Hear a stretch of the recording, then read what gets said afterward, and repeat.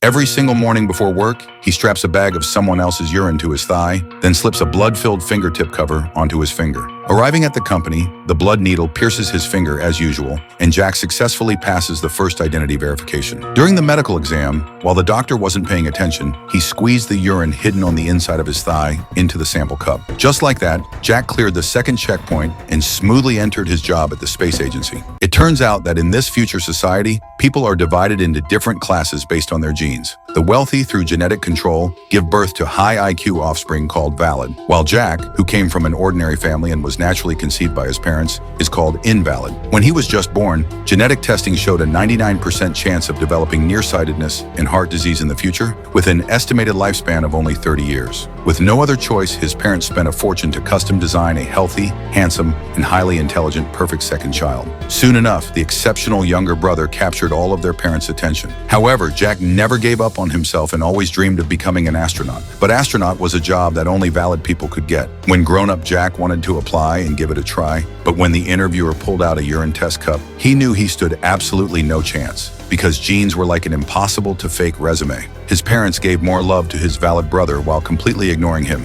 In a fit of anger, Jack chose to run away from home. Through relentless effort several years later, he finally made it to his dream destination, the space agency, to clean toilets. Because in this society, invalids could only do the lowest-ranking jobs. Unwilling to accept this, he found a paraplegic valid named Jerome through the black market. Jerome had once been a swimming champion, but later unfortunately suffered a car accident. To disguise himself as Jerome, Jack put on contact lenses, corrected his teeth, and even went so far as to undergo bone-lengthening surgery. Finally, he bore some resemblance to Jerome in his younger days. And so, Jerome would collect his own hair and skin fragments at home every day, drink water like crazy, and produce urine and blood samples for Jack's identity verification. Meanwhile, Jack used Jerome's perfect genes to successfully get hired at the space agency. Here, daily blood tests served as his access card, and Jack needed to constantly clean up any skin fragments or hair he might drop, then deliberately leave behind Jerome's instead. Soon, the outstanding Jack became the space agency's chief pilot, but just 1 week before his launch, a supervisor was unexpectedly murdered in the office. While watching the excitement, Jack accidentally dropped an eyelash. And to find the killer, the police used a vacuum cleaner to clean the entire office area. They extracted invalid genes from the eyelash, and at the same time discovered that this invalid was exactly a former janitor at the space agency from several years ago.